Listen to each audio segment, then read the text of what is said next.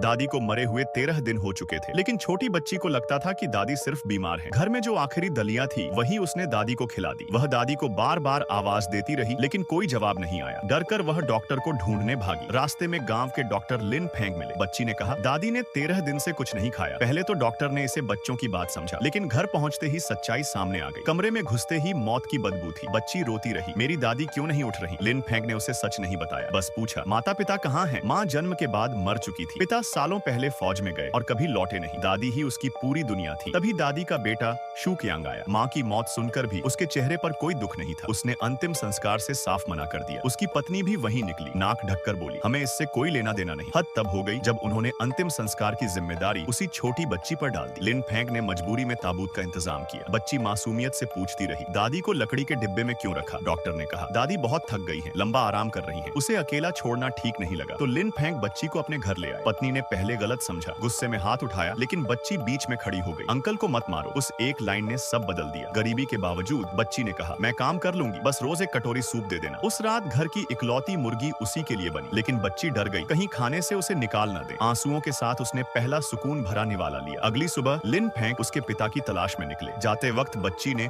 उन्हें पिता का बैज थमा दिया और तभी कहानी ने एक नया मोड़ लिया।